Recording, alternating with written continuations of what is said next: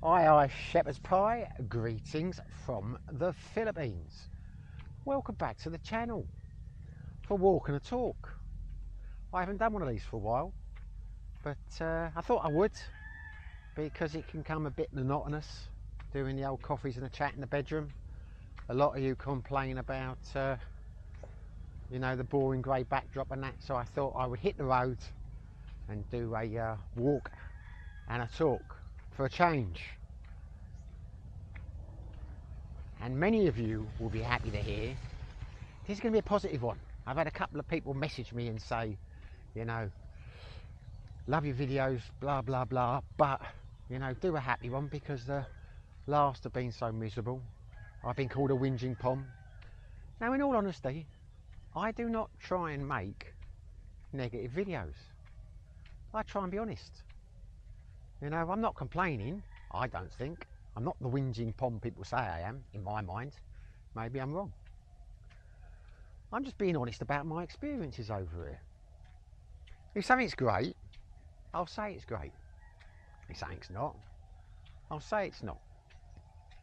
And one of the other things I try not to do on this channel is give advice, because I take the viewpoint, who am I to give advice? At the end of the day, we're all different.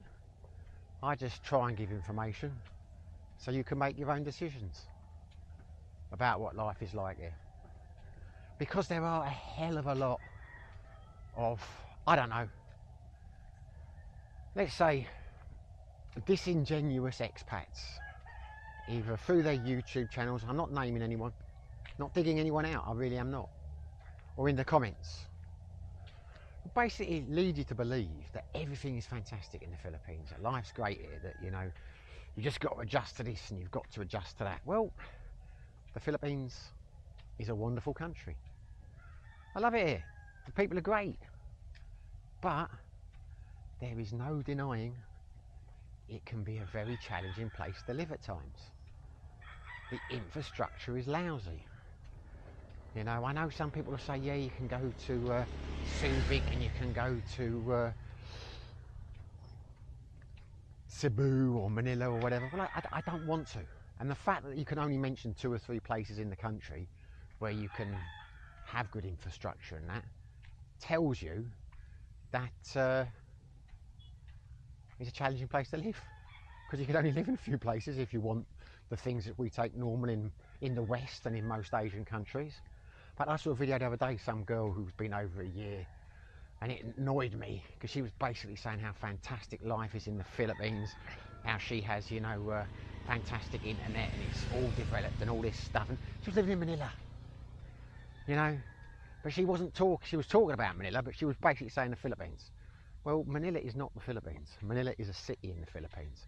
I'm sure it does have great infrastructure, but it's not representative of the vast majority of places over here. It's just not. So, as I say, if you don't think life's challenging here, then you're either being disingenuous or you're deluded. You're trying to fool yourself, because it just is. But the question is, how do you deal with those challenges? How do you deal with the brownouts? How do you deal when the water's cut off? How do you deal with the internet being lousy or going down? These are all problems that you encounter in the Philippines. And it makes life challenging. It just does. There's no way around it. And that's why a lot of people don't last it. That's why a lot of people, in Thailand wouldn't dream of coming here, because of these problems. Now, a lot of other people take the other view. They'll say it's brilliant here, or as I say, you get a generator, you do this, you do that, you get solar panels. Well, we've tried some of those things. But to me, they don't make life enjoyable here. They make life tolerable. And that is a big difference. We got power banks and things, when the electricity goes off. I can use the internet on my phone, set up a hotspot on my laptop. So there's ways around it, but you're sitting there wondering when the power's going to come back on. Is the battery going to run out on the laptop before that comes down, etc.? You know, I was talking to a friend the other day, and I asked him about, I shouldn't have come down here, the cicadas are too noisy. I'm going to go back out again. He was telling me that he's got this power bank and he plugs it in and it can do the TV and it can do the fan and it can last for 6 hours. And I said, but only 6 hours. He said, well, that's what it says. Never really used it. And I said, why have you never really used it? And he said, because if there's a brownout, we go to the beach. And that is the key to a happy life in the Philippines. Now that's my conclusion, not his. He just said he went to the beach. But this is the eureka moment that I had when he said that to me. Now those who watch the channel will know, about a month ago, I was really sick. We were having problems with the house, problems with the landlord. And I said, I'm going to go back into holiday mode. I'm going out more. I'm going to, you know, enjoy myself. I'm not going to let these things get me down. And that is the key to a happy life in the Philippines. And that is why I am enjoying life here now. Because the key, the secret that I have found, and again, I'm kicking myself now. I'm happy because I found it, but I should have worked it out sooner. Because when I first got here, I did an interview for Mark Thornton on his channel. And after the interview, he said to me, what are you doing at the weekend?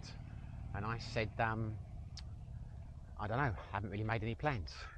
And he said, well, there was a brownout on Sunday, so me and some friends, we're going down to Liquids in Darwin. You're welcome to join us. So I went down there. It was a good day. It was a nice resort. Met a few people, you know. I've never been back there, but it was a nice resort. Not really a sit by the pool and drink Coke kind of guy, but there you go. But it was interesting. And that should have been the penny dropping. Because after that, I forgot about that. And from that point onwards, whenever there were brownouts, I'd be like, well, I hope they're not going to last too long. You know, we knew there was a brownout, well, I knew there was coming, because sometimes they're scheduled, sometimes they're not.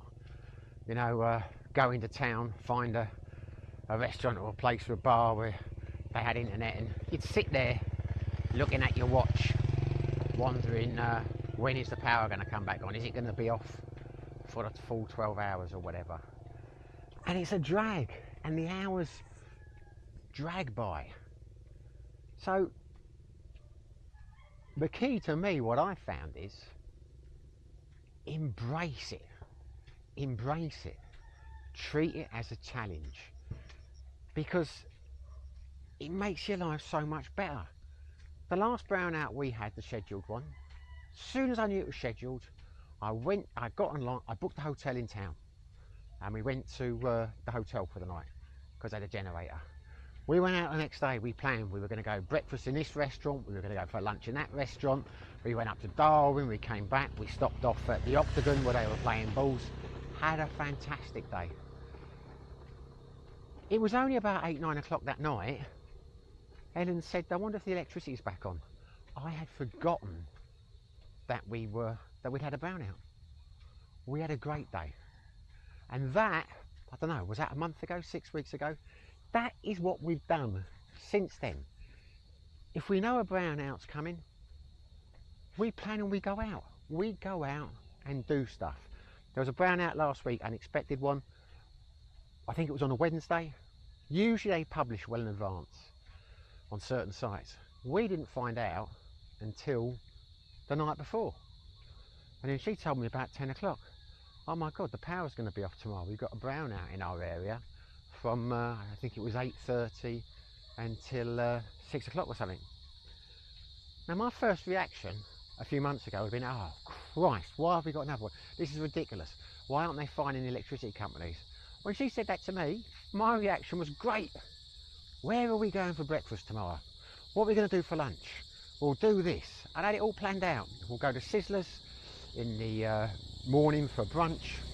In the evening we'll go to Kingswick, and then we'll go down the Sideways after that, and I'll do the quiz. You know, and we did, and we had a great day. And it makes all the difference, Because I've found since I've adopted this new frame of mind, or this new way of looking at things, we are doing things which we never did before. People who watch the channel will know, as I often say, I have quite a good conceit of myself, concept. You know, I'm a lazy person. You know, I might talk about doing this, or I might talk about going there or whatever, but we very rarely do.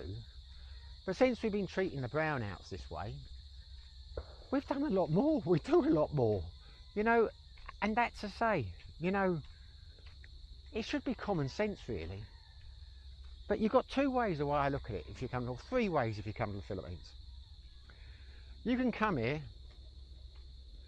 and you can just let things get to you, like they were with me. And the chances of me staying here longer than the 2 years I said I'd come for, I would have said a while back, were bloody slim. 0 to none. Or you can try and adapt to it. You can get solar panels, you can get a generator, you know, you can get Starlink internet. You know, there's all sorts of things you can do to adapt to it. And if you're the adapting kind of person, you know, if you like doing, you know, your DIY stuff and all that kind of thing, which you may well be, then perfect. That is a fantastic solution for you. However, that's not me. Not me. Or you can take the third route. Just embrace it. You know, say to yourself, we know there's a brownout coming up the weekend. We are going to go and do this.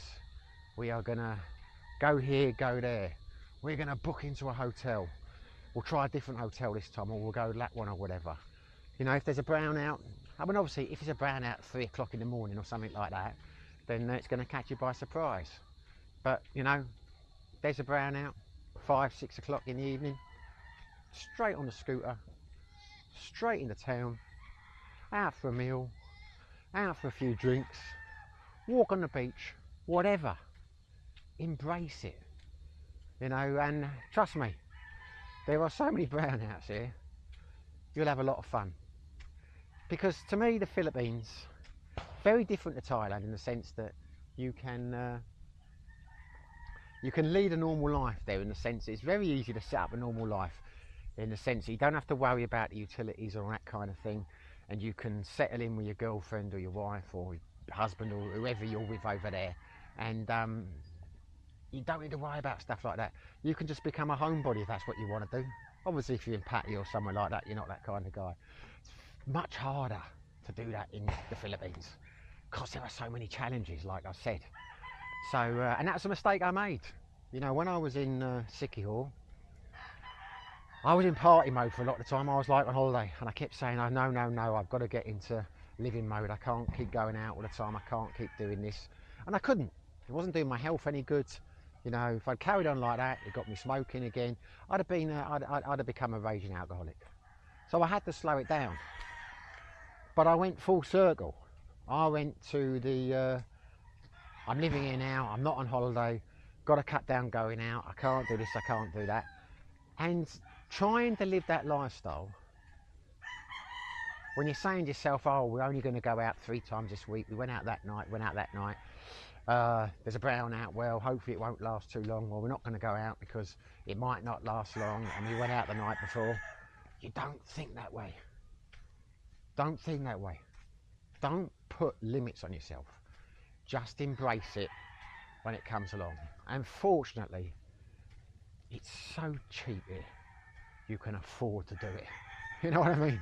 If you're going to go out for a few beers, you know, it's 75 pesos, a pound of beer over here. If you're going to go to a nice restaurant, have a great meal, the 2 of us, it's going to come to less than 1,000 pesos, you know, which is 14 pounds. What's that in dollars? I don't know, $15, something like that.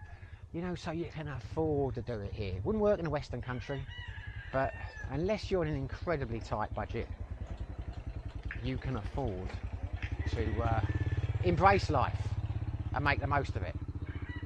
And I'll tell you now, again, if you watch the channel, it may well be in 2 months' time I go full circle again, because I do. You know, I change my opinions on a daily basis. When I first came to the Philippines, hello.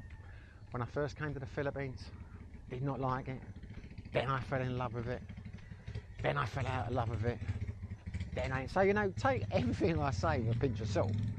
But as I say, the last 6 months, trying to accept and trying to adapt to the challenges here has not worked for me. However, embracing the challenges, making the most of the challenges, so far has been a fantastic success. Haven't had a bad day in the last month. Well, I tell you, I did have a bad day the other week, last week. Someone really annoyed me. But you have to let these things go sometimes. Well, that will be another video at some stage, because I don't know if I can let this one go. But there you are, anyway. So yeah, that is my tip. And as I say, it will depend entirely on the kind of person you are. You know, if you're a solitary person who doesn't like going out and doing stuff, and you know that's not you, then you might have difficulties embracing these challenges. If you're someone who likes to adapt, and you know you want to build all your stuff, and you're into generators and solars and that, then this isn't for you. But this video is kind of aimed at, I think, people like myself, and there are quite a lot of us. You know, keep getting in the comments, guys who've you know, lived in Thailand, come here for a month or tried living here, and they've given up for all the reasons that I've just stated.